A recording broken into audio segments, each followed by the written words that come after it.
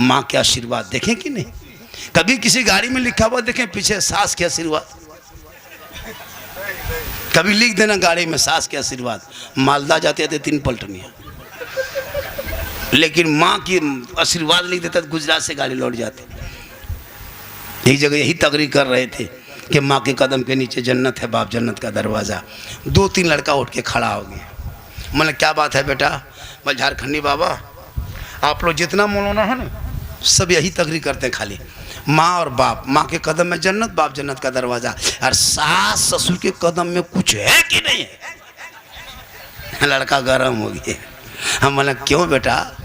बैठ जा बाबू, सास ससुर के कदम के नीचे गोदरेज है, अलमारी है, पलंग है, सोफा सेट है, स्क्रीन टच है, 3 लाख नगद है, साथ में KTM। लड़का खट से बैठी है। बोल झारखंडी बाबा ये सब दिया है? के लिए फकीर पूरा खानदान मांग के लिया है तब जाके दिया है। माँ बाप को मानो, ये तेरे घर, सास ससुर को मानो, ये तेरे घर का मेहमान है। माँ बाप महान है। एक आदमी पढ़ के आया, अपनी माँ को कहा, ए माँ आपने मुझको पढ़ाया लिखाया, हम जवान हो गए, हम चाहते हैं कि आपके हक अदा कर दें। माँ कही बेटा ए बाबू, दुनिया में आज तक किसी ने माँ बाप का हक अदा नहीं कर पाया है, तुम कैसे करोगे? कहा नहीं माँ हम कर देंगे। बेटे को डॉक्टर बनाया था, पढ़ाया था, बहुत बड़ा पढ़ा लिखा डॉक्टर बन गया। तो माँ ने बेटा ने सोचा कि हम क्यों ना माँ बाप का हक अदा कर दें। तो बेटा जिद करने लगा। माँ बोली नहीं मानेगा बेटा? बोल नहीं मानेगा, हम हक अदा कर देंगे। माँ बोली ऐसा करो बेटा, आज तुम अपने कमरे में नहीं सो, मेरे ही पास सो जाओ। बूढ़ी माँ 65-70 साल की सोई है, बेटा 60 में साथ में सो गया। बाप माँ के साथ में बेटा भी सो गया। जब सो गया बेटा, माँ बेटे सो गए, कुछ रात बीत गई तब माँ उठ के बैठ गई। कहे बेटा अरे बाबू, ए डॉक्टर साहब पानी प्यास लगी है, मुझको ये गिलास पानी पिलाओ। बेटा उठा, घड़ा के पास गया, पानी भरा, माँ को ला के दे दिया। माँ आधा पानी पी और आधा जहाँ लड़कवा सोता था वहीं गिरा दिया। बेटा ने कहा माँ क्या बात है, पानी गिरा दिए? कहा बेटा हाथ का बैलेंस से गड़बड़ा गया, बुढ़ापा का आलम है, हाथ कांप गया, पानी गिर गया। क्या करें बेटा? सो जाओ इसी बगल में। बेटा फिर सो गया, हक अदा करने सोया था। फिर 2-1 घंटा बाद फिर माँ उठ के बैठ गई। क्या हुआ माँ? बेटा पानी प्यास लगी है। फिर बेटा उठा, फिर घड़ा के पास गया, फिर पानी भरा, फिर माँ को ला के दिया। फिर माँ आधा पानी पी, फिर माँ बिस्तर में पानी गिरा दिया। अब की बेटा पारा 2G से 4G पकड़ लिया। पानी पीते हैं, ढाल देते हैं, कहाँ सोएंगे? माँ बोली बेटा ऐसा करो, थोड़ा बगल में घिसक के सो जा। बेटा फिर सो गया। अब की गहरी नींद में जब बेटा सोया, उसके बाद 2-2:30 बजे रात माँ हिला के उठाए। बेटा ए बाबू, ए डॉक्टर साहब उठ उठ उठ। क्या हुआ? ठंडा पानी से प्यास नहीं बुझ रही बेटा, सो मुझको ऐसा करो हमको गर्म पानी पिलाओ। अब बेटा फिर लकड़ी दिया चूल्हा में, फिर डेगची चढ़ाया, फिर पानी गर्म किया, फिर ला के माँ को दिया। माँ 1-2 घंट पी, फिर पनिया बिस्तरों में गिरा दिया। अब की बेटा पारा एकदम 5G से ऊपर। बार बार पानी पिए, पूरा बिस्तर भिगा दिए। कहाँ आपके माथा में सोएंगे?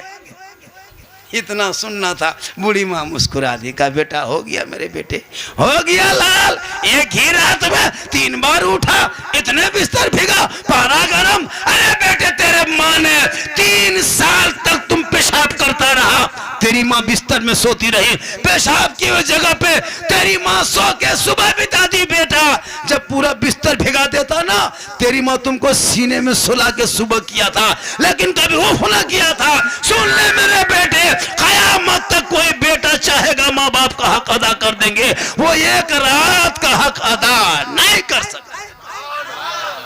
क्या लगता है माँ बाप को पाली पे खाना दे तो बड़ा एहसान करते हो? नहीं, 1 रात तेरी माँ तेरे लिए जो जागी है ना, तुम कयामत तक अदा नहीं कर सकते। एक सहाबी नबी की बारगाह में गए, कहा या रसूल अल्लाह, मैं अपने माँ बाप को कंधे में बिठा के मक्का ले गया, हज कराया, फिर वापस पैदल घर आया।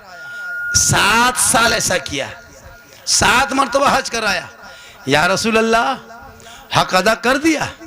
मेरे आका फरमाते नहीं, तुम 7 मरतबा माँ को बाप को चढ़ा के कंधे पे बिठा के मक्का ले गया, हज करवाया, लेकिन तूने हक अदा नहीं किया। जब तुम पैदा हो रहा था ना, उस वक्त माँ को झटका लगता था दर्द का, वो एक दर्द का झटका तो अदा नहीं कर सका। मुसलमानों इतना आसान नहीं है, इसलिए अजमेर, कलियर, कचौचा, बगदाद जाने से पहले अपने बूढ़े माँ बाप को खुश करना, अल्लाह तुमसे खुश होगा।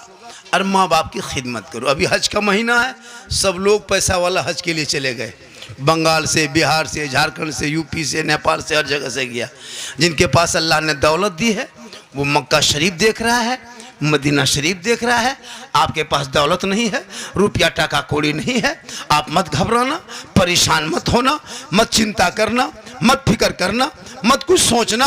तेरे घर में बूढ़े माँ बाप है, तू घर चला जाना, माँ बाप का चेहरा एक बार मोहब्बत से देखना, एक हज का सवाब मिलेगा। 2 बार देखना, 2 हज का सवाब मिलेगा। अगर दिन रात में तुम 10 मर्तबा भी देखोगे, 100 मर्तबा देखोगे तो 100 हज मकबूल का सवाब घर बैठे मिलेगा। माँ के कदम में जन्नत है। सुनो मुसलमानों, कितना बड़ा मौलाना आपके मोहल्ले में आ जाए, लेकिन मौलाना के कदम के नीचे रसूल ने जन्नत नहीं कहा। मुफ्ती साहब है अपने वक्त का, उनके कदम के नीचे जन्नत नहीं। हाजी साहब है, उनके कदम के नीचे जन्नत नहीं। पीर साहब है, बहुत बड़े पीर है, लेकिन पीर साहब के कदम के नीचे रसूल ने जन्नत नहीं फरमाया। आका जनाब मोहम्मद रसूलुल्लाह फरमाते, माँ तेरी है, बूढ़ी है, बीमार है, कमजोर है, तू मौलाना बन, मुफ्ती बन, हाजी बन, पीर बन, नमाजी बन, गाजी बन, मंत्री बन, संतरी बन, कुछ भी बन जा, लेकिन तेरे लिए तेरे माँ के कदमों के नीचे जन्नत है, बाप जन्नत का दरवाजा। अभी चंदा कर रहे थे इमाम हजरत, आप 500 टका दिए, 5000 दे दिए, 10,000 दे दिए, 50,000 दे दिए, और अगर आपके माँ बाप नाराज आपसे हैं तो 1 करोड़ मस्जिद में दे दो, ना अल्लाह राजी होगा ना अल्लाह वाला राजी होगा। माँ बाप की रजा में रब की रजा है। आजकल लड़कों को शादी दे दो, ब्याह दे दो, जहां घर में बहू आ गई, कसम खुदा की वो बहू नहीं, लगता है पीर घुस गई। बहू क्या रहेगी, जादूगरनी है। हम लोग फूंकते फूंकते थक गए, आज तक किसी को सही रास्ते में खड़ा नहीं कर सके।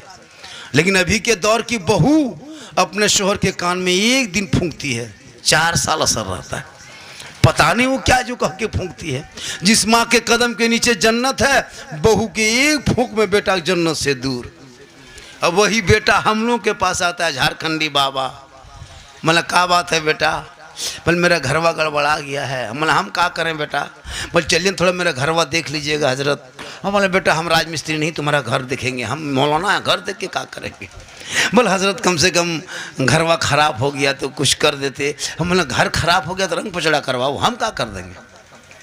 बोल नहीं झारखंडी बाबा, कम से कम हमारे घर में बैठ के 1 बोतल पानी पढ़ देते। हम बोले देख रहे बेटा, हम 2020 के लॉकडाउन के बाद हम पानी बोतल में पढ़ना छोड़ दिए बेटा, अब हम पूरा चपाकले पढ़ दे रहे हैं। 1 बोतल पानी में क्या होगा बेटा, पूरा खानदान पे नमाजी गोदाम है, तो 1 घोंट पानी में क्या होगा, पूरा चपाकले पढ़ देते हैं, उसी को चलाते रहो, नहाते रहो, पीते रहो, वहीं पड़े रहो। नमाज तो पढ़ना नहीं, खाली पड़ा हुआ पानी पियो। कहाँ दुआ है, कहाँ तावीज़ है, कहाँ फूंक है, कहाँ झाड़ है, कहाँ कुछ है। माँ बहनों को नमाज पढ़ने कहिए कि चाची नमाज क्यों नहीं पढ़ते हैं दादी। बल कहा करे मौलाना साहब मेरा माथा नहीं छोड़ता है। अरे इन लोगों को कह दो कि फलना जगह मज़ार का मेला लगा हुआ है, उर्स का मेला लगा हुआ है, टोटो टेम्पू धक्केलो मारते चलते चल पहुँचे जाएगी, लेकिन नमाज पढ़ने कहिएगा नहीं। लेकिन मेरी माँ बन सुन, फातिमा जहरा नबी की बेटी है ना, हसन और हुसैन की माँ है, अली की बीवी है, वो मौला अली की बीवी फातिमा जहरा घर के अंदर रहती, कभी घर के चौखट से कदम बाहर ना निकाली। अली बाहर होते, फातिमा अंदर होती। अली तजारत में, बीवी फातिमा इबादत में। अली बाहर में रहते, फातिमा अंदर होती। जब तक हजरत अली घर में नहीं आ जाते, फातिमा तब तक खाना नहीं खाती। रोटी बना के टोकरी में ढक के कपड़ा से रख करके भी फातिमा नमाज ईशा पढ़ के उसी मुसल्ले में बैठ करके कुरान पढ़ती थी। जब तक अली शोहर ना आ जाते, फातिमा खाना नहीं खाती। अली आते, पहले सलाम करती, फिर कलाम करती, फिर साथ में बैठ के खाना खाते। झोपड़ी गरीब की होती, जन्नत का नमूना दिखाई देता। आज हमारी बहू बेटियां शोहर के बात मानेगी? आपको क्या